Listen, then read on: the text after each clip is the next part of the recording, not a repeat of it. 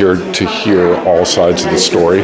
The pro-bridge housing has been represented really eloquently by Will Hawkins, and it makes me want to learn as much as I possibly can. I'll be disappointed if our two elected officials don't show up. Not necessarily surprised. My family's lived in Venice since the 1940s. I'm more concerned about the location of the shelter and where we're putting them next to residents and families and homes. I live next to the St. Joseph Center Homeless Service Center. My daughter can't play outside. Do you think there's a problem with how they're running? Absolutely. I've had meetings with them. I've tried to reach out to them numerous times. I've asked them, to make reasonable changes to their daily operations just to impact the families a little less, and they refuse to.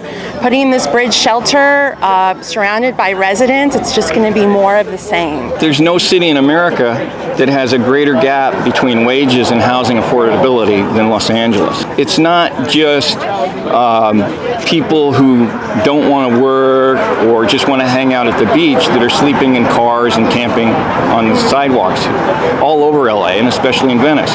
It's people working in the restaurants. It's people going to school.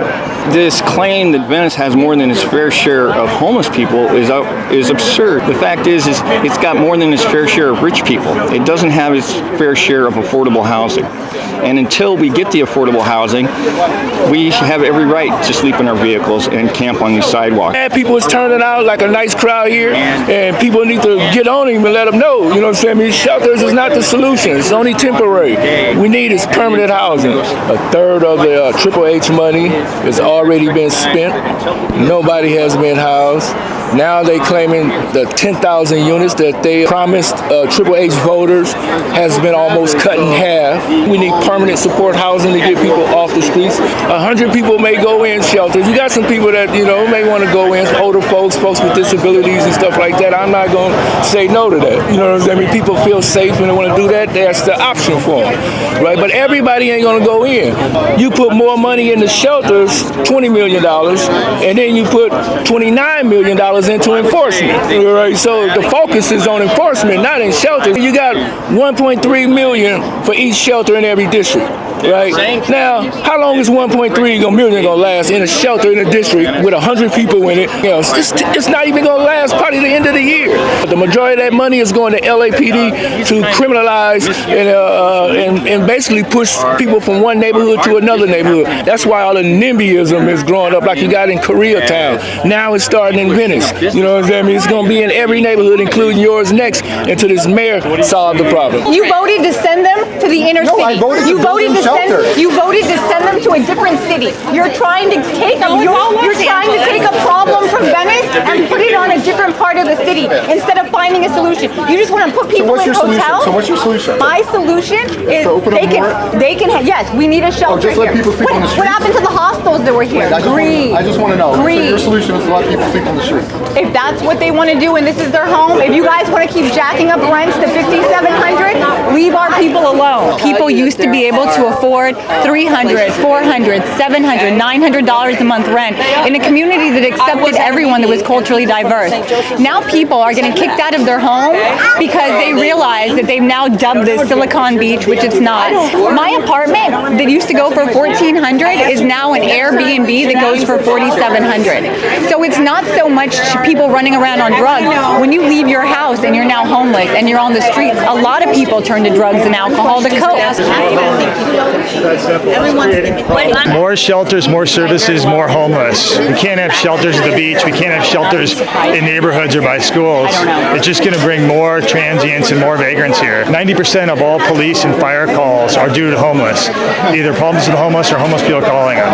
And they're just completely spread thin. It takes 8 hours with a police call, the police are doing everything they can. Until we deal with this affordable housing crisis, we're just going to have more and more working class people in LA saying, hey, I need those services too. I'm part of a group called Venice Street Love. We're proposing a program of 2,000 tiny houses in every council district to legalize some off-street vehicular housing for people where they'd be safe and secure and it wouldn't be unsightly, and about 400 legalized places for people to pitch tents. I'm an activist for the last 33 years here in Los Angeles for the homeless situation. I've seen all the sides, and I've been watching what's going on here in Venice as well as in other communities.